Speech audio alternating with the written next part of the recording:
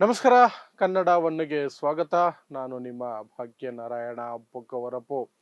June 18ನೇ ತಾರೀಕು ನಡೆದಂತಹ ವಿಧಾನ ಪರಿಷತ್ ಚುನಾವಣೆ ಇದೆಯಲ್ಲ, ಅಲ್ಲಿ ನಡೆದ ಅಡ್ಡ ಮತದಾನ ಬಿಜೆಪಿ ಮತ್ತು ಜೆಡಿಎಸ್ ಅನ್ನ ಶೇಕ್ ಮಾಡಿಟ್ಟಿದೆ. ಅವತ್ತಿನಿಂದ ಇವತ್ತಿನವರೆಗೆ ಜೆಡಿಎಸ್ ಅಲ್ಪ ಮಟ್ಟಿಗೆ ಅದರಿಂದ ಹೊರಗಡೆ ಬಂದಿದ್ದರೂ ಸಹ ಬಿಜೆಪಿ ಅದರಿಂದ ಹೊರಗಡೆ ಬರೋದಕ್ಕೆ ಸಾಧ್ಯನೇ ಆಗ್ತಿಲ್ಲ. ಯಾಕೆ ಅಂದ್ರೆ ಅದು ಇಡೀ ದೇಶದಲ್ಲಿ ಬೇರೆ ಪಕ್ಷಗಳನ್ನ ಲಪಟಾಯಿಸ್ತಾ ಇದೆ, ತುಂಡರಿಸ್ತಾ ಇದೆ, ಸರ್ಕಾರಗಳನ್ನ ಶೇಕ್ ಮಾಡ್ತಾ ಇದೆ, ಪಕ್ಷಗಳನ್ನೇ ಕಂಪ್ಲೀಟ್ ನಾಶ ಮಾಡಿ ಬಿಸಾಕ್ತಿದೆ. ಆ ಸಂದರ್ಭದಲ್ಲಿ ಕರ್ನಾಟಕದಲ್ಲಿ ಉಲ್ಟಾ ಆಗೋಯ್ತಲ್ಲ, ಉಲ್ಟಾ ಆಪರೇಷನ್ ಆಯ್ತಲ್ಲ. ಬಿಜೆಪಿಯ ಶಾಸಕರು ಕಾಂಗ್ರೆಸ್ಸಿಗೆ ಓಟ್ ಹಾಕಿದ್ರಲ್ಲ, ಅದನ್ನ ಜೀರ್ಣಿಸಿಕೊಳ್ಳೋದಕ್ಕೆ ಬಿಜೆಪಿ ಕೈಲಿ ಆಗ್ತಾನೆ ಇಲ್ಲ. ಇಡೀ ದೇಶದಲ್ಲಿ ನಾವು ನೀಚತನ ಮಾಡಬಹುದು, ಆದರೆ ನಮ್ಮ ಪಕ್ಷದವರನ್ನ ಯಾರು ಮುಟ್ಟಬಾರದು ಅನ್ನೋದು ಅದರ ಮನಸ್ಥಿತಿ. ಆ ಹಿನ್ನೆಲೆಯಲ್ಲಿ ಬ್ಯಾಕ್ ಟು ಬ್ಯಾಕ್ ಮೀಟಿಂಗ್ಗಳು, ಬೆಳವಣಿಗೆಗಳು ನಡೀತಾನೆ ಬರ್ತಿದ್ದಾವೆ. ಇಲ್ಲಿಯವರೆಗೆ 3ರಿಂದ 4 ಜನ ಬಿಜೆಪಿ ಶಾಸಕರು ಅಡ್ಡ ಮತದಾನ ಮಾಡಿದ್ದಾರೆ, ಕ್ರಾಸ್ ವೋಟ್ ಮಾಡಿದ್ದಾರೆ ಅನ್ನುವ ಅನುಮಾನಗಳೊಂದಿಗೆ ಅವರು ಇಷ್ಟು ದಿನ ಸಿಕ್ಕಾಪಟ್ಟೆ ಸಿಟ್ಟು ಮಾಡ್ಕೊಂಡಿದ್ರು. ಹೈಕಮಾಂಡ್ ಸಿಟ್ಟಾಗಿತ್ತು, ಲೋ ಕಮಾಂಡ್ ಅಂದ್ರೆ ರಾಜ್ಯ ಸರ್ಕಾರದಲ್ಲಿರುವ ಯೂನಿಟ್ ಸಿಟ್ಟಾಗಿತ್ತು. ಅವ್ರ ಮೇಲೆ ಸಿಕ್ಕಾಪಟ್ಟೆ ಆಕ್ಷನ್ ತಗೊಳ್ತೀವಿ, ಇನ್ಯಾವತ್ತು MLA ಆಗೋಕೆ ಬಿಡಲ್ಲ, ಹಾಗೆ ಹೀಗೆ ಹೇಳ್ಕೊಂಡು ಓಡಾಡ್ತಿದ್ರು 3 ಅಥವಾ 4 ಅನ್ಕೊಂಡು. ಈಗ ಬರ್ತಿರೋ ಮಾಹಿತಿಯ ಪ್ರಕಾರ ಸುಮಾರು 7 ಜನ ಶಾಸಕರು ಅಡ್ಡ ಮತದಾನ ಮಾಡಿರುವ ಸಾಧ್ಯತೆ ಇದೆಯಂತೆ. ಅದು ಬಿಜೆಪಿಯಲ್ಲಿ ಚರ್ಚೆ ಆಗಿದೆ. ಮತ್ತು ಆ 7 ಜನರನ್ನ ಕಂಡು ಹಿಡಿದು ಪಕ್ಷದಿಂದ ಉಚ್ಚಾಟನೆ ಮಾಡ್ತಾರಂತೆ. ಸೊ ಏನಿ ಬೆಳವಣಿಗೆ, ಯಾರಿರಬಹುದು ಆ 7 ಜನ, ವಿವರಿಸುವಂತಹ ಪ್ರಯತ್ನವನ್ನು ಮಾಡ್ತೀನಿ. ಸೊ ನಾನು ಹೇಳ್ದಂಗೆ ವಿಧಾನ ಪರಿಷತ್ ಚುನಾವಣೆಯಲ್ಲಿ ಅಡ್ಡ ಮತದಾನ ಆದ ತಕ್ಷಣ ಬಿಜೆಪಿ ಶೇಕ್ ಆಗೋಯ್ತು, ಸಿಟ್ಟಾಗೋಯ್ತು. ಯಾಕಂದ್ರೆ ನಾವು ಇಡೀ ದೇಶದಲ್ಲಿ ಉಲ್ಟಾ ಮಾಡ್ತಿದ್ರೆ ಇಲ್ಲಿ ಉಲ್ಟಾ ಆಗ್ತಿದೆ. ನಾವು ಇಡೀ ದೇಶದಲ್ಲಿ ಕಂಡ ಪಕ್ಷಗಳನ್ನ ತುಂಡರಿಸ್ತಾ ಇದೀವಿ, ಕಸ್ಕೊಳ್ತಾ ಇದೀವಿ, ನಾಶ ಮಾಡ್ತಾ ಇದೀವಿ, ತುಳಿದು ಬಿಸಾಕ್ತಾ ಇದೀವಿ ಪಕ್ಷಗಳನ್ನ. ಆದರೆ ನಮ್ಮ ಪಕ್ಷದ ಶಾಸಕರು ಕಾಂಗ್ರೆಸ್ಸಿಗೆ ಓಟ್ ಹಾಕಿದ್ದಾರೆ ಕರ್ನಾಟಕದಲ್ಲಿ ಅನ್ನೋದು ಹೈಕಮಾಂಡ್ಗೆ ತಡೆಯಲಾರದ ಅವಮಾನ ಪ್ಲಸ್ ಸಿಟ್ಟಾಗಿ ಕೂತಿದೆ. ನಿತಿನ್ ನಬೀನ್ ಹೆಸರು ಮಾತ್ರಕ್ಕೆ ಇರುವಂತಹ ಬಿಜೆಪಿ ರಾಷ್ಟ್ರಾಧ್ಯಕ್ಷ. ಯಾಕೆ ಹೆಸರಿಗೆ ಮಾತ್ರ ಅಂದ್ರೆ ಯಾವ ನಿರ್ಧಾರವೂ ಅವ್ರ ಕೈಯಲ್ಲಿರಲ್ಲ, ಎಲ್ಲವೂ ಅಮಿತ್ ಶಾ, ನರೇಂದ್ರ ಮೋದಿ ತೆಗೆದುಕೊಳ್ಳೋದು. ಆ ಸೀಟಲ್ಲಿ ಒಬ್ಬರು ಕೂತ್ಕೋಬೇಕಲ್ಲ, ಒಂದು ದೇಹ ಅಲ್ಲಿಗೆ ಬೇಕಲ್ಲ ಅನ್ನೋ ಕಾರಣಕ್ಕೆ ನಿತಿನ್ ನಬೀನ್ ಅನ್ನುವರನ್ನ ಅಲ್ಲಿ ರಾಷ್ಟ್ರಾಧ್ಯಕ್ಷರನ್ನಾಗಿ ಕೂರಿಸಿಟ್ಟಿದ್ದಾರೆ. ಹಾಗಾಗಿ ಹೇಳಿದ್ದು. ಸೊ ಅಲ್ಲಿ ಸಿಕ್ಕಾಪಟ್ಟೆ ಸಿಟ್ಟಾಯ್ತು. ಸೊ ಇಲ್ಲಿ ರಾಜ್ಯ ಸರ್ಕಾರವೂ ಶೇಕ್ ಆಯ್ತು. 2 ಕಾರಣಕ್ಕೆ ಶೇಕ್ ಆಯ್ತು. ಒಂದು, ಇಲ್ಲಿ ಅವಮಾನ, ತಮ್ಮ ಪಕ್ಷದ ಶಾಸಕರು ಅಡ್ಡ ಮತದಾನ ಮಾಡಿದ್ದಾರೆ ಅನ್ನೋ ಅವಮಾನ ಒಂದು ಕಡೆ ಆದ್ರೆ, ಇನ್ನೊಂದು ಕಡೆ ಭಯ, ನಡುಗುವಷ್ಟು ಭಯ. ಹೈಕಮಾಂಡ್ ಏನ್ ಮಾಡ್ಬಿಡುತ್ತೋ, ನಮ್ಮ ಮೇಲೆ ಏನ್ ಕ್ರಮ ಕೈಗೊಳ್ಳುತ್ತೋ ಅನ್ನುವಂತಹ ಭಯ. ಯಾರಿಗೆ? ಇಬ್ಬರಿಗೆ ಮುಖ್ಯವಾಗಿ ಭಯ. ಒಂದು BY ವಿಜಯೇಂದ್ರ ರಾಜ್ಯಾಧ್ಯಕ್ಷ, ಇನ್ನೊಬ್ರು ವಿಪಕ್ಷ ನಾಯಕ ಆರ್ ಅಶೋಕ್. ಅವರಿಬ್ಬರಿಗೂ ಸಹ ಸಿಕ್ಕಾಪಟ್ಟೆ ಭಯ. ಆ ಭಯದ ಹಿನ್ನೆಲೆಯಲ್ಲೇ ಏನೇನೋ ಬೆದರಿಕೆಗಳನ್ನ ಹಾಕಿದ್ರು, ಸಿಟ್ಟು ಮಾಡಿಕೊಂಡ್ರು, ಹೇಳಿಕೆಗಳನ್ನ ಕೊಡ್ತಾ ಬಂದ್ರು. ಕಂಡು ಹಿಡಿತೀವಿ, ಅವರನ್ನು ಬಿಡೋ ಮಾತೇ ಇಲ್ಲ, ಮತ್ತೆಂದೂ ಶಾಸಕರಾಗೋದಕ್ಕೆ ಅವಕಾಶ ಕೊಡಲ್ಲ, ಹಾಗೆ ಮಾಡಿ ಬಿಸಾಕ್ತೀವಿ ಅಂತೆಲ್ಲ ಬೆದರಿಕೆ ಹಾಕೊಂಡಿದ್ರು. ಆದ್ರೆ ಯಾವಾಗ ದೆಹಲಿಯಿಂದ ನೋಟಿಸ್ ಬಂತು, ಅವರ ಭಯ ಹೆಚ್ಚಾಗಿ ದೆಹಲಿಗೆ ಓಡಿ ಹೋದ್ರು. ಇನ್ನೊಂದು ಕಡೆ ಬಿಜೆಪಿ ಹೈಕಮಾಂಡ್ ಅದು ಸಹ ಭಯಂಕರ ಸಿಟ್ಟಿಗೆ ಬಿದ್ದು, ಇದು ಹೇಗೆ ಸಾಧ್ಯ, ನಡೆಯೋದಕ್ಕೆ ನಾವು ಬಿಡೋದೇ ಇಲ್ಲ, ಈ ತರ ಎಲ್ಲೂ ಇಲ್ಲ, ಆಗ್ಬಿಟ್ಟಿದೆಯಲ್ಲ ಅಂತ ಹೇಳಿ ಇಲ್ಲೊಂದು ಸಮಿತಿಯನ್ನು ಸಹ ಮಾಡಿದೆ. CT ರವಿ ನೇತೃತ್ವದಲ್ಲಿ ಒಂದು ಸಮಿತಿ. ಆ ಸಮಿತಿಯಲ್ಲಿ 3 ಸದಸ್ಯರು, CT ರವಿ ನೇತೃತ್ವ, N ಮಹೇಶ್ ಮತ್ತು ತೆಂಗಿನಕಾಯಿ, ಅವರಿಬ್ಬರು ಸದಸ್ಯರಂತೆ. ಅದಕ್ಕೆ ಅವರು ಕಂಡುಹಿಡಿತಾರಂತೆ ಯಾರು ಕಳ್ಳ ಓಟು ಹಾಕಿದ್ದು ಅಥವಾ ಅಡ್ಡ ಮತದಾನ ಮಾಡಿದ್ದು ಅಂತ. ಸೊ ಈ ಕಡೆ ಇವ್ರಿಗೆ ಜವಾಬ್ದಾರಿ, 25ನೇ ತಾರೀಕು ಒಳಗಡೆ ನೀವು ರಿಪೋರ್ಟ್ ಕೊಡಬೇಕು ಅಂತ. ಆ ಕಡೆ ರಾಜ್ಯಾಧ್ಯಕ್ಷ ಮತ್ತು ವಿಪಕ್ಷ ನಾಯಕನನ್ನ ದೆಹಲಿಗೆ ಕರ್ಸ್ಕೊಂಡ್ರು ಮಂಗಳಾರತಿ ಮಾಡೋದಕ್ಕೆ. ಸೊ ನಿನ್ನೆ ದೆಹಲಿಗೆ ಹೋದಂತಹ ರಾಜ್ಯ ನಾಯಕರು ಇವರಿಬ್ಬರು, ಆರ್ ಅಶೋಕ್ ಮತ್ತು ವಿಜಯೇಂದ್ರ, ಚೆನ್ನಾಗಿ ಮಂಗಳಾರತಿ ಮಾಡಿಸ್ಕೊಂಡಿದ್ದಾರೆ ಅನ್ನುವಂಥ ಮಾಹಿತಿ ಬರ್ತಾ ಇದೆ.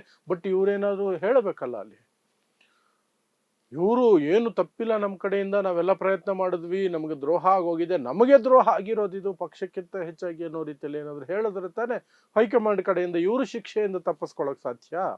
ಹಾಗಾಗಿ ಇವ್ರ ಕಡೆಯಿಂದ ಏನೇನೋ ಹೇಳಿದ್ರು, ಇಂತಿಂಥವ್ರು ಹೀಗೀಗೆ ಹಾಗಾಗಿ ಇದೆ, ಅನುಮಾನಗಳಿದೆ, ನಾವು ಚೆಕ್ ಮಾಡ್ತಾ ಇದ್ದೀವಿ, ನಾವು ಬಿಡಲ್ಲ, ಹುಡುಕಿ ಕೊಡ್ತೀವಿ, ನೀವು ಕ್ರಮ ಕೈಗೊಳ್ಳಿ, ನಿಮ್ಮ ಕಡೆಯಿಂದನೂ ಮಾಹಿತಿ ತರಿಸ್ಕೊಳ್ಳಿ, ನಾನು ಮಾಹಿತಿ ಕೊಡ್ತೀನಿ, ನಾವು ರಚನೆ ಮಾಡಿರೋ ಸಮಿತಿಯವರು ಮಾಹಿತಿ ಕೊಡ್ತಾರೆ, ಎಲ್ಲ ಕಡೆಯಿಂದಲೂ ಸತ್ಯ ಶೋಧನೆಯನ್ನು ಮಾಡಿ ನಾವು ಸತ್ಯವನ್ನು ಕಂಡುಹಿಡದೇ ಹಿಡಿತೀವಿ. ಹಾಗಿರೋದಕ್ಕೆ ಕ್ಷಮೆ ಇರಲಿ ಅಂತ ಅಡ್ಡ ಬಿದ್ದಿದ್ದಾರೆ. ಆದರೆ ಹೈಕಮಾಂಡ್ ಅದನ್ನು ಸಣ್ಣದಾಗಿ ತಗೊಂಡಿಲ್ಲ. ಸರಿಯಾಗಿ ಏನು ಹೇಳಬೇಕು ಸರಿಯಾದ ಮಾತುಗಳಲ್ಲಿ ಸರಿಯಾದ ಭಾಷೆಯಲ್ಲಿ ಅವರಿಬ್ಬರಿಗೂ ಸಹ ಬೆಂಡೆತ್ತಿದ್ದಾರೆ ಅನ್ನುವಂಥ ಮಾಹಿತಿಗಳಿದ್ದಾವೆ. ಇದರ ನಡುವೆ ಬಿಜೆಪಿಯವರು ಇಲ್ಲಿವರೆಗೆ ಹೇಳ್ತಾ ಇದ್ದಿದ್ದು 3ರಿಂದ 4 ಶಾಸಕರು ಅಡ್ಡ ಮತದಾನ ಮಾಡಿದ್ದಾರೆ ಬಿಜೆಪಿಯವರು ನಮ್ಮವರು ಅಷ್ಟೇ. ಆದರೂ ತಪ್ಪು, ಅದು ಮಹಾಪರಾಧ. ಆದರೆ ಹೆಚ್ಚಿಗೆ ಮಾಡಿದ್ದು JDSನವರು. 7 ಸದಸ್ಯರು 7 MLAಗಳು JDS ಇಂದ ಅಡ್ಡ ಮತದಾನ ಮಾಡಿದ್ದಾರೆ ಅಂತ ಹೇಳಿ ಅವ್ರದೇ ದೊಡ್ಡ ಸಂಖ್ಯೆ ನಮ್ದು ಕಡಿಮೆ ಅಂತ ಹೇಳಿ ಅದೊಂದು ಲೀವರೇಜ್ ತಗೊಳ್ಳೋಕೆ ಪ್ರಯತ್ನ ಮಾಡ್ತಿದ್ರು. ಆದರೆ ಇವತ್ತು ಆಗಿರುವ ಬೆಳವಣಿಗೆಗಳಿದೆಯಲ್ಲ ಅದು ಲೆಕ್ಕಾಚಾರವನ್ನ ಉಲ್ಟಾ ಮಾಡ್ತಾ ಇದೆ. ಬಿಜೆಪಿ ಆಂತರಿಕವಾಗಿ ಇರುವಂತಹ ಮಾಹಿತಿ ಏನು ಅಂತಂದ್ರೆ 7 ಜನ ಬಿಜೆಪಿ ಶಾಸಕರು 7 ಜನ ಬಿಜೆಪಿ ಶಾಸಕರೇ ಅಡ್ಡ ಮತದಾನ ಮಾಡಿದ್ದಾರೆ ಅನ್ನುವಂತಹ ಮಾಹಿತಿ ಈಗ ಬಂದಿದೆಯಂತೆ ಬಿಜೆಪಿಗೆ. ಅದನ್ನಿಟ್ಕೊಂಡು ಮುಂದಿನ ಕಾರ್ಯಾಚರಣೆಗೆ ಮುಂದಾಗಿದ್ದಾರೆ. ಹೇಗೂ CT ರವಿ ನೇತೃತ್ವದಲ್ಲಿ ಅವರ ಪ್ರಕಾರ ಅದು ಗಂಭೀರವಾದ ಸಮಿತಿ ಮಾಡ್ತಾರೆ. CT ರವಿ ನೇತೃತ್ವದಲ್ಲಿ ಗಂಭೀರವಾಗಿ ಒಂದು ಸಮಿತಿ ಅಂದ್ರೆ ಅದು ಜಗತ್ತಿನ 8ನೇ ಅದ್ಭುತಕ್ಕಿಂತ ದೊಡ್ಡ ಸಾಧನೆ ಆಗಿಬಿಡುತ್ತೆ ಬಿಡಿ. ಸೊ ಅದರ ಆಧಾರದ ಮೇಲೆ ಹೈಕಮಾಂಡ್ ತನ್ನದೇ ರೀತಿಯಲ್ಲಿ ಏನು ಮಾಹಿತಿ ಕಲೆ ಹಾಕಬೇಕು ಅದನ್ನೆಲ್ಲ ಮಾಹಿತಿ ಕಲೆ ಹಾಕುತ್ತೆ. ಪ್ಲಸ್ ರಾಜ್ಯಾಧ್ಯಕ್ಷರು ವಿಪಕ್ಷ ನಾಯಕ ಅವರು ಇನ್ಪುಟ್ಗಳನ್ನು ಕೊಡ್ತಾರೆ. ಎಲ್ಲ ಆಧಾರದ ಮೇಲೆ ಆ 7 ಜನರನ್ನ ಕಂಡು ಹಿಡಿದು 7 ಜನರನ್ನ ಪಕ್ಷದಿಂದಲೇ ಉಚ್ಚಾಟನೆ ಮಾಡಿಬಿಡಬೇಕು ಅನ್ನುವ ನಿರ್ಧಾರಕ್ಕೆ ಹೈಕಮಾಂಡ್ ಬಂದಿದೆಯಂತೆ. ಅದಕ್ಕೆ ರಾಜ್ಯ ನಾಯಕರು ಸಹ ಒಪ್ಪಿಗೆಯನ್ನು ಸೂಚಿಸಿದ್ದಾರೆ. ಹೌದೌದು, ಅವರನ್ನ ಪಕ್ಷದಲ್ಲಿ ಇಟ್ಕೊಳಕ್ ಸಾಧ್ಯನೇ ಇಲ್ಲ. ಮಾತೃದ್ರೋಹ ಅದು. ಇವರು ಬೇರೆ ಪಕ್ಷದಿಂದ ತಕೊಂಡು ಬಂದ್ರೆ ಅದು ದ್ರೋಹ ಅಲ್ಲ, ಅದು ರಾಜಕೀಯ ತಂತ್ರಗಾರಿಕೆ, ಚಾಣಕ್ಯ ನೀತಿ. ಇವ್ರ ಪಕ್ಷದವರು ಇನ್ನೊಬ್ರಿಗೆ ಓಟ್ ಹಾಕಿದ್ರೆ ಅದು ವಿಧಾನ ಪರಿಷತ್ ಚುನಾವಣೆಯಲ್ಲಿ ಖರೀದಿ ಮಾಡಿ ಅಥವಾ ಇನ್ನೇನು ಸರ್ಕಾರವನ್ನೇ ಬೀಳಿಸೋದಲ್ಲ, ಬರೀ ಓಟ್ ಹಾಕಿದಕ್ಕೆ ಕ್ರಾಸ್ ವೋಟಿಂಗಿಗೆ ಅವರು ಮಾತೃದ್ರೋಹಿ. ಬಿಜೆಪಿಗೆ ನೈತಿಕತೆ ಇದೆಯಾ ಅಂದ್ರೆ ಎಳ್ಳಷ್ಟು ನೈತಿಕತೆ ಇಲ್ಲ. ಅವರು ಹೊಟ್ಟೆವರಿಗೆ ಅವ್ರು ಮಾತಾಡಬೇಕು ಅಷ್ಟೇನೆ, ಅಥವಾ ಅವರನ್ನು ಅವರು ರಕ್ಷಣೆ ಮಾಡ್ಕೊಳ್ಳೋದಕ್ಕೆ ಏನೋ ಮಾತಾಡ್ತಾರೆ ಅಷ್ಟೇ. ಇದರ ನಡುವೆ ನಿನ್ನೆ ಮಾಜಿ ಮುಖ್ಯಮಂತ್ರಿ ಸದಾನಂದ ಗೌಡರು ಒಂದು ಬಾಂಬ್ ಸಿಡಿಸಿದ್ರು. ಏನಂತ ಸಿಡಿಸಿದ್ರು? ನನಗೆ ಮೊದಲೇ ಮಾಹಿತಿ ಇತ್ತು ಇಂಥ ಜಾಗದಲ್ಲಿ ಇಂತಿಂಥವರೆಲ್ಲ ಹೋಗಿ ಭೇಟಿ ಮಾಡ್ತಿದ್ದಾರೆ ಕಾಂಗ್ರೆಸ್ ನಾಯಕರನ್ನ ಅಂತ. ಆ ಮಾಹಿತಿ ಆಧಾರದ ಮೇಲೆ ಅದನ್ನ ತಲುಪಿಸಬೇಕು ಅಂತ ಹೇಳಿ ನಾನು ರಾಜ್ಯ ನಾಯಕರನ್ನ ಸಂಪರ್ಕ ಮಾಡೋ ಪ್ರಯತ್ನ ಮಾಡಿದೆ. ಯಾರನ್ನ ಸಂಪರ್ಕ ಮಾಡೋಕೆ ಪ್ರಯತ್ನ ಮಾಡಿದೆ ಅಂದ್ರೆ ವಿಜಯೇಂದ್ರ ಅವರಿಗೆ ಸಂಪರ್ಕ ಮಾಡೋದಕ್ಕೆ ಪ್ರಯತ್ನ ಮಾಡಿದೆ, ಅಶೋಕರನ್ನ ಸಂಪರ್ಕ ಮಾಡೋದಕ್ಕೆ ಪ್ರಯತ್ನ ಮಾಡಿದೆ. ಆದ್ರೆ ಇಬ್ಬರೂ ಸಹ ನನ್ನ ಸಂಪರ್ಕಕ್ಕೆ ಸಿಗಲಿಲ್ಲ. ಮತದಾನದ ದಿನವೂ ಸಹ ಇನ್ನೊಂದು ಹೋಟೆಲ್ನಲ್ಲಿ ಅವರೆಲ್ಲ ಭೇಟಿ ಮಾಡಿದ್ರು ಕಾಂಗ್ರೆಸ್ ನಾಯಕರನ್ನ. ಅಲ್ಲಿಂದ ಸೀದಾ ಬಂದು ವೋಟ್ ಹಾಕಿದ್ರು.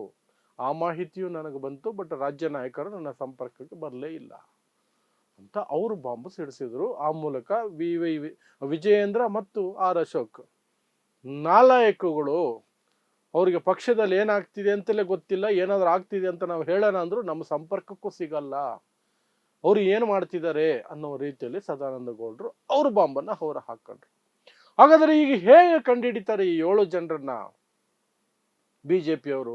ಅವ್ರದ್ದೇನು ಪ್ಲಾನ್ ಅಂತಂದ್ರೆ, ಈಗ ಪ್ರತಿಯೊಬ್ಬರದು ಸಹ ಬಿಜೆಪಿ MLAಗಳು ಎಷ್ಟು ಜನ ಇದ್ದಾರೆ, 65 ಜನ, ಅಷ್ಟು ಜನರನ್ನ ಒಂದು ರೀತಿಯಾಗಿ ಎನ್ಕ್ವೈರಿ ಮಾಡೋ ರೀತಿಯಲ್ಲಿ ಒಂದು ರೌಂಡ್ ಎನ್ಕ್ವೈರಿ ನಡೆಸಿ ಆ ನಂತರ ಅವರ ಫೋನ್ ರೆಕಾರ್ಡ್ಗಳನ್ನು ತರಿಸ್ಕೊಂಡು ಚುನಾವಣೆಗೂ ಮೊದಲು 2-3 ದಿನ ಅಥವಾ 1 ವಾರದ ಅವಧಿಯಲ್ಲಿ ಯಾರೊಂದಿಗೆಲ್ಲ ಮಾತನಾಡಿದ್ದಾರೆ, ಯಾರನ್ನೆಲ್ಲ ಭೇಟಿ ಮಾಡಿದ್ದಾರೆ, ಎಲ್ಲಿ ಭೇಟಿ ಮಾಡಿದ್ದಾರೆ, ಹೇಗೆ ಭೇಟಿ ಮಾಡಿದ್ದಾರೆ, ಅದಾದ ನಂತರ ಚುನಾವಣೆ ಮುಗಿದ ನಂತರ ಯಾರನ್ನೆಲ್ಲ ಭೇಟಿ ಮಾಡಿದ್ದಾರೆ, ಯಾರ ಫೋನ್ ಕಾಲ್ಗಳು ಬಂದಿದೆ, ಯಾರ ಜೊತೆ ಸಂಭಾಷಣೆ ನಡೆಸಿದ್ದಾರೆ, ಈ 1 ವಾರದಲ್ಲಿ ಮುಂದಿನ 1 ವಾರದಲ್ಲಿ ಯಾರ ಜೊತೆಲೆಲ್ಲ ಸಂಪರ್ಕದಲ್ಲಿ ಇರ್ತಾರೆ, ಯಾರನ್ನ ಭೇಟಿ ಮಾಡ್ತಾರೆ, ಈ ಎಲ್ಲವನ್ನು ನೋಡಿ ಒಂದು ನಿರ್ಧಾರಕ್ಕೆ ಬರ್ತಾರಂತೆ. ಒಟ್ಟಿನಲ್ಲಿ 7 ಜನರನ್ನ ಒಂದು ನಂಬರನ್ನು ಇಟ್ಕೊಂಡಿದ್ದಾರೆ, 7 ಅನ್ನೋ ನಂಬರ್ ಇಟ್ಕೊಂಡಿದ್ದಾರೆ. 7 ಜನರನ್ನ ಪಕ್ಷದಿಂದ ಉಚ್ಚಾಟನೆ ಮಾಡಿಬಿಡಬೇಕು.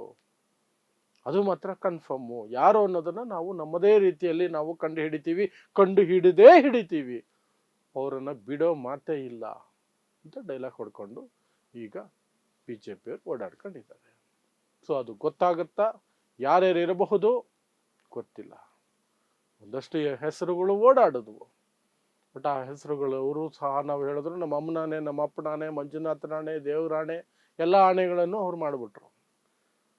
ಬಟ್ ಆ ನಂತರ ಆ ಹೆಸರುಗಳನ್ನು ಸದ್ಯಕ್ಕೆ ಕೈ ಬಿಟ್ಟಿರೋ ರೀತಿಯಲ್ಲಿದೆ. ಬೇರೆ 7 ಜನ ಅನ್ನೋ ರೀತಿಯಲ್ಲಿ ಅವರು ತನಿಖೆಯನ್ನು ಕೈಗೊಂಡಿದ್ದಾರೆ. ಅದೇನಾಗುತ್ತೋ ಮುಂದಿನ ದಿನಗಳಲ್ಲಿ ಗೊತ್ತಾಗುತ್ತೆ ಅಷ್ಟೇ. ಸೊ ಏನಾದರೂ ಆದರೆ ನಿಮ್ಗೆ ಅಪ್ಡೇಟ್ ಕೊಡುವಂತಹ ಪ್ರಯತ್ನವನ್ನು ಮಾಡ್ತೀನಿ. ಸೊ ನೋಡ್ತಾ ಇರಿ ಸಮಾಜಕ್ಕಾಗಿ ಕನ್ನಡ 1 ನ್ಯೂಸ್. ನಮಸ್ಕಾರ.